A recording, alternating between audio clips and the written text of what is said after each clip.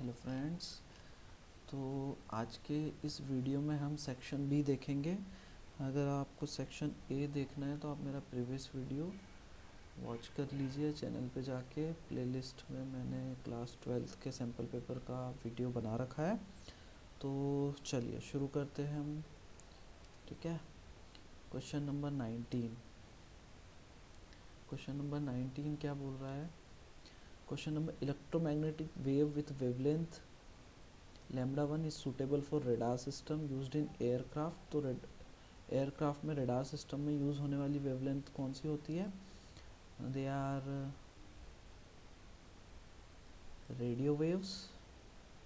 ठीक है, उसके बाद lambda 2 is use to kill germs. Germs kill करने के यूज़ में आती है हमारी यूवी वेव्स। ठीक है ना, जर्म्स किल करने के काम आती है। अभी कोविड में भी काफ़ी यूज़ हुई थी, कपड़ों को सैनिटाइज करने के लिए, उसके जर्म्स किल करने के लिए।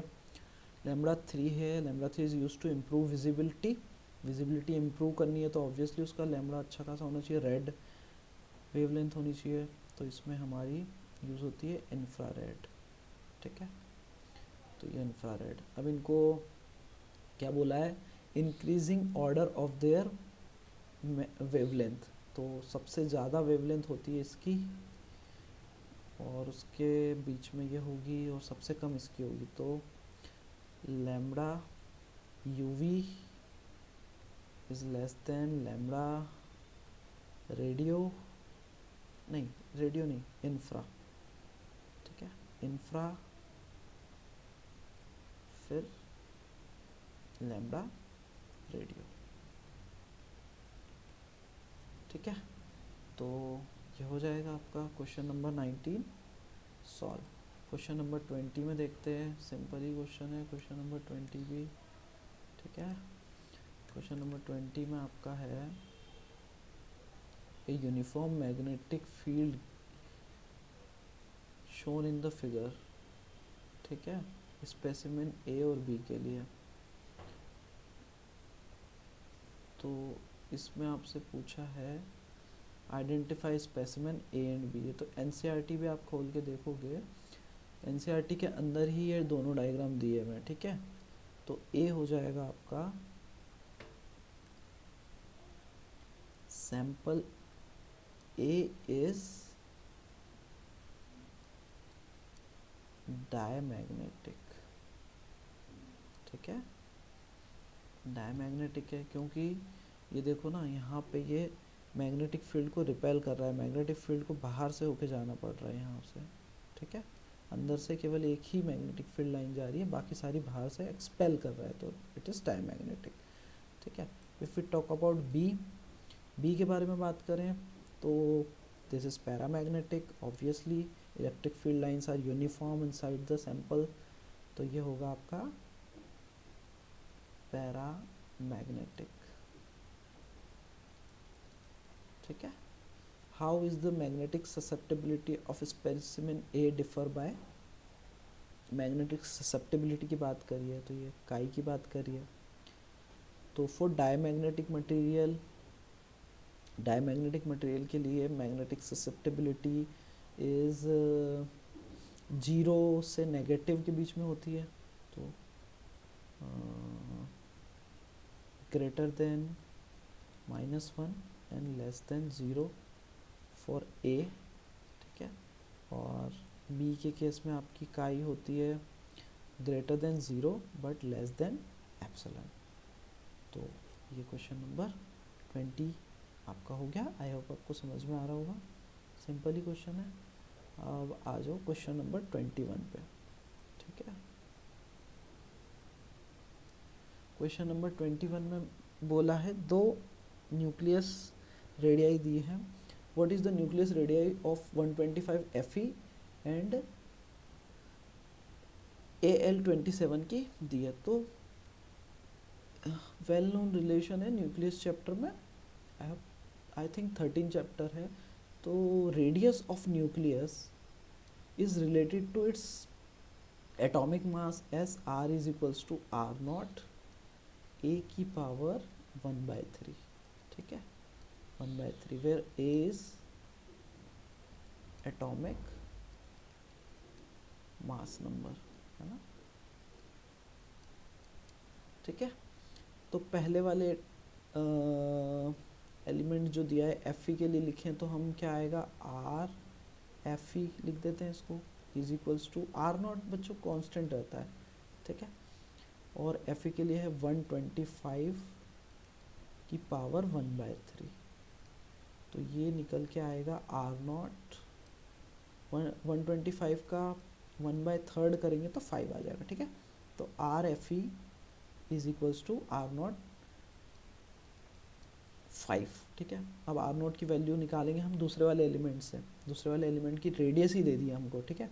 रेडियस कितनी दी है, लिखते हैं उसके लिए formula RAL is equals to R naught, और एटॉमिक मास इसका 27 है, 27 रेज टू पावर 1/3, तो RAL दिया है 3.6 fermi into 10 raise to the power -15, 1 fermi is 10 raise to power -15, ठीक है।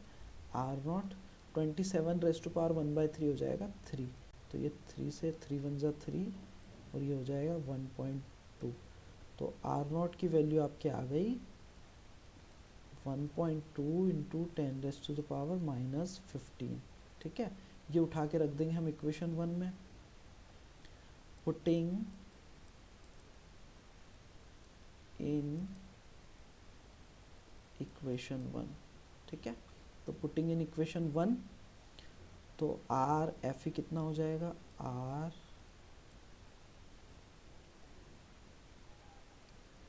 R Fe आपका हो जाएगा 5 into 1.2 into 10 raise to power -15, तो ये आ जाएगा लगभग 6 इंटू 10 रेज टू पावर -15, ठीक है। तो क्वेश्चन नंबर 21 का पार्ट फर्स्ट हो गया, है ना। पार्ट सेकंड देखते हैं।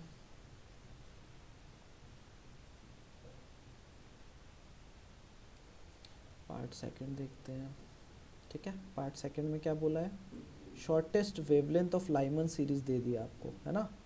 Shortest wavelength of Lyman series दे दी है, ठीक है।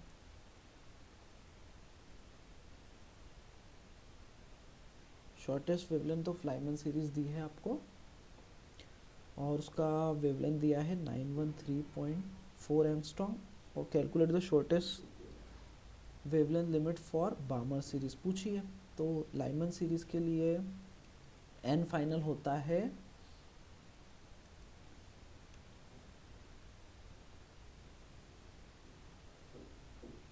ना, for Lyman series,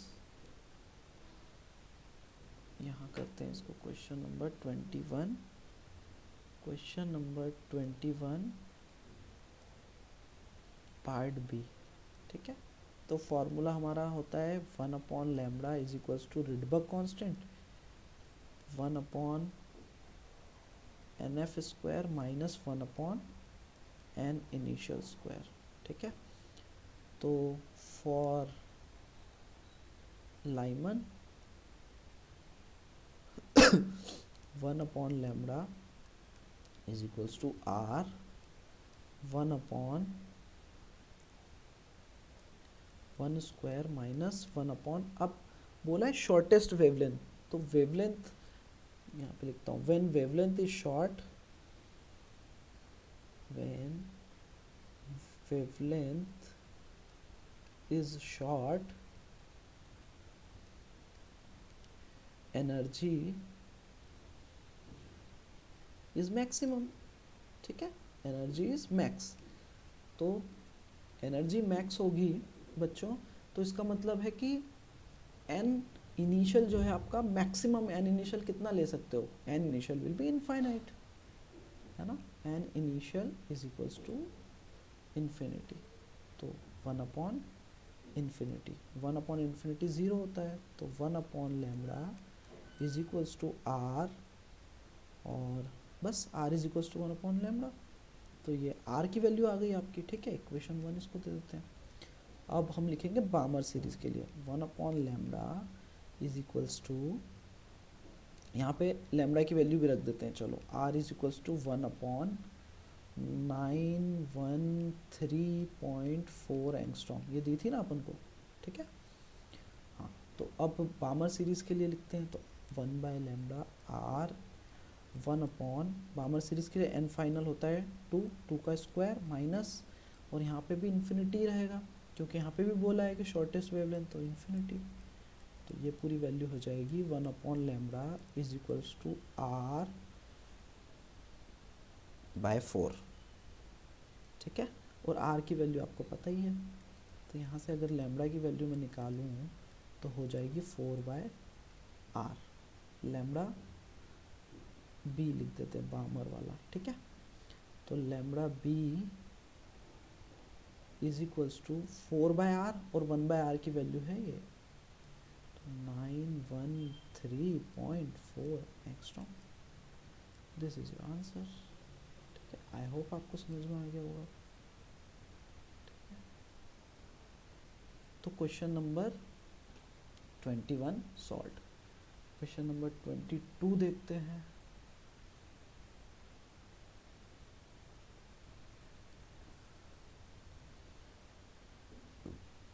question number 22 में क्या बोल रहा है, a biconvex lens made of transparent material of refractive index 1.25 is immersed in a water of refractive index 1.33, will the lens behave as a converging or diverging lens? Justify your answer, ठीक है। तो question number 22, ठीक है। तो पहली बात तो lens में आप ये ध्यान रख लो कि फॉर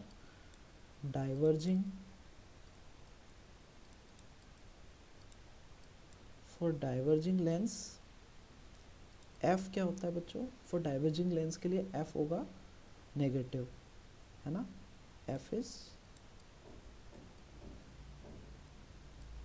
नेगेटिव, ठीक है। और फॉर कन्वर्जिंग लेंस के लिए f विल बी पॉजिटिव, है ना, क्योंकि ये कॉन्वेक्स लेंस होगा, है ना। और फॉर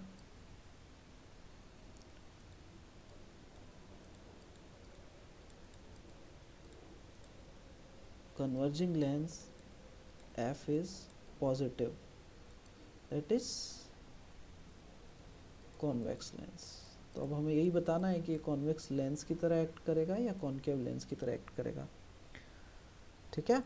तो इसके लिए हमारे पास फॉर्मूला है लेंस मेकर फॉर्मूला, उसका हम यूज़ कर लेंगे, ठीक है। तो लेंस मेकर फॉर्मूला आप लगा दो। लेंस मेकर फॉर्मूला होता है, एक सेकेंड इसको मैं थोड़ा नीचे कर देता हूँ। तो using lens maker formula, what is lens maker formula, 1/f is equals to, जब हम लेंस को किसी मीडियम में उतार देते हैं ना, तब हम इसको यूज़ करते हैं म्यू -1, ठीक है। 1/r1 -1/r2। इस r1 r2 को आपको नहीं छेड़ना है, ठीक है, हमें बस फोकल लेंथ निकालनी है। म्यू को हम लिख सकते हैं mu of medium, relative mu होता है ना, mu of medium to mu of water -1, ठीक है। तो 1/r1 -1/r2, ठीक है। अब हमें कौन सी वैल्यू दी है वो देख लो, यहाँ पे mu of refractive index transparent material of refractive index 1.25 is immersed in water, ठीक है। और रिफ्रैक्टिव इंडेक्स ऑफ वाटर दिया है 1.25 और 1.33 दिया है, ठीक है। तो रख दो 1.25 और 1.33 -1, ठीक है, 1/r1 -1/r2। तो ये जो वैल्यू निकल के आएगी आपकी, ये आएगा 0.98 -1, ठीक है, 0.98 -1 और 1/r2 R1 माइनस 1/R2, ठीक है। तो ओवरऑल ये वैल्यू हो जाएगी -0.2 इंटू 1/R1 माइनस 1/R2, 0.02 होगी, ठीक है, 0.02। तो overall this is negative, so F is negative,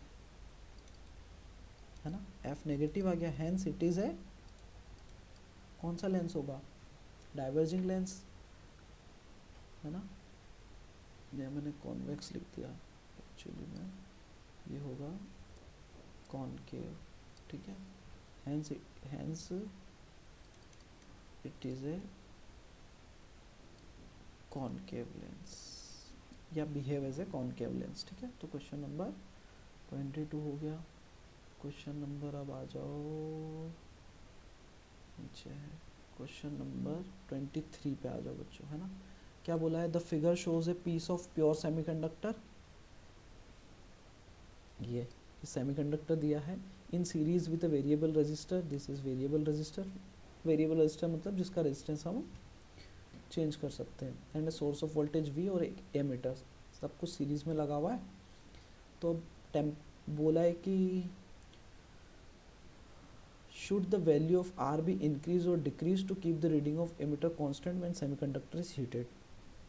तो ये तो हमने ऑब्जेक्टिव में भी देखा था, व्हेन टेम्परेचर इज इंक्रीज्ड, है ना, रो डिक्रीज फॉर सेमीकंडक्टर, ठीक है, रो डिक्रीज कर रहा है, रो डिक्रीज करेगा मतलब करंट, तो रो डिक्रीज तो current I increase, hence R should be increased, ठीक है, R should be increased in order to keep the ammeter reading constant,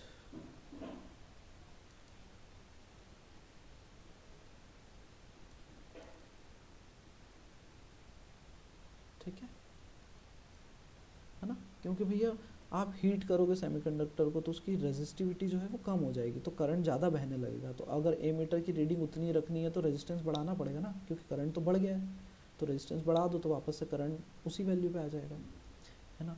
अब नीचे क्या बोला है, the graph of potential barrier versus width of depletion region of N unbiased diode is given, है ना, ये अनबायस्ड डायोड है, उसके बाद बायसिंग के बाद ये डायोड है। In comparison to A graph B and C are obtained after the biasing, B और सी बाइसिंग के बाद ऑब्टेन किया, identify the type of biasing, ठीक है। तो आप बी में देखो, बी में क्या हो रहा है, बी में क्या हो रहा है, डिप्लीशन रीजन की विड्थ बढ़ रही है, पहले विड्थ कितनी थी, पहले विड्थ इतनी थी, अब विड्थ इंक्रीज हो गई है, विड्थ हो गई है इतनी, ठीक है, तो विड्थ इंक्रीज हो रही है, तो विड्थ इंक्रीज होती है हमारी जब हम उसको कौन सा बायस करते हैं, एक तो फॉरवर्ड बायस होता है और एक रिवर्स बायस, तो रिवर्स बायस में विड्थ डिक्रीज होती है ना, reverse bias, in reverse bias depletion region width decrease, ठीक है।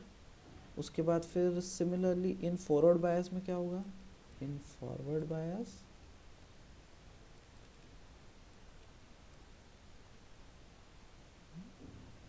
डिप्लीशन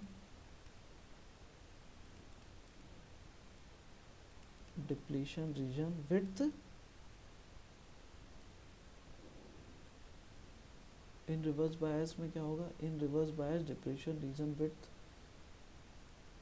क्या लिख रहा हूँ मैं, इंक्रीजेस, ठीक है, डिप्लीशन रीजन विड्थ डिक्रीजेस, ठीक है। तो पहले वाले में विड्थ इंक्रीज कर रही है मतलब ये रिवर्स बायस है, और इसमें विड्थ डिक्रीज कर रही है मतलब ये फॉरवर्ड बायस है, ठीक है। तो ये हो गया क्वेश्चन नंबर 23। आ जाओ क्वेश्चन नंबर 25 पे, ठीक है। Question number 2, a narrow slit is illuminated by parallel beam of monochromatic light of wavelength 6000 nanometre and angular width of the central maxima is resulting pattern is observed when the slit is illuminated by light of lambda, the angular width decreases, calculate the value of lambda। तो ये YDSE का question है ना बच्चों, YDSE, ये question number 24, ठीक है।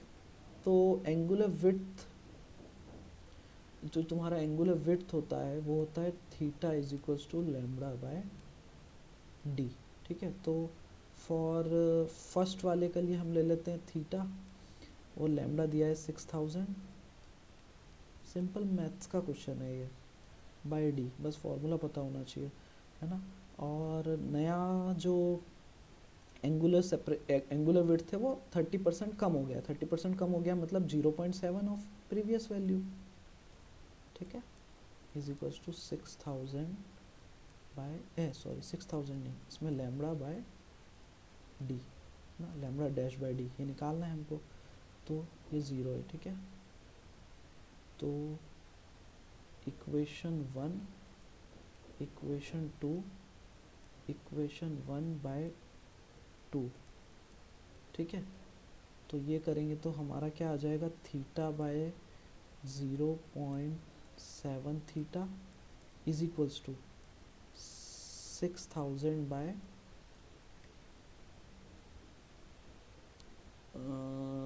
6000 by तुम्हारा डी से डी तो कैंसिल हो जाएगा, 6000 बाय लैम्बडा डैश, तो लैम्बडा ये थीटा डी से थीटा डी भी कैंसिल, तो lambda dash is equals to 6000 angstrom into 0.7, तो ये निकल के आ जाएगा 42, ठीक है, 100 एंगस्ट्रॉम, ठीक है। तो ये लैम्बडा डैश आ गया, तो सिंपल था ये क्वेश्चन, ठीक है। ये हो गया क्वेश्चन नंबर 24। चलो क्वेश्चन नंबर 25 पे आ जाते हैं। क्वेश्चन नंबर 25,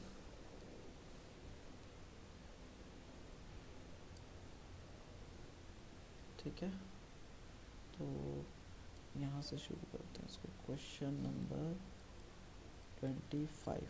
अब इसमें क्या बोला है, two large thin metal plates are parallel and close to each other, capacitor वाला काम हो गया। On their inner surface the plates have surface charge density of sign 1 मतलब इतने मैग्नीट्यूड की इसकी सरफेस चार्ज डेंसिटी दी है, इनर सरफेसेस पे ही है, बाहर वाले surface. What is the electric field intensity in the outer region of the first plate and between the plates. तो ये एक प्लेट है और ये एक प्लेट है, ठीक है, और इसके इनर सरफेस पे कुछ चार्जेस दिए हैं इस तरीके से, ठीक है। Plates have surface charge density on the inner surfaces, ठीक है, और इस पे भी कुछ चार्ज दिए होंगे इस तरीके से।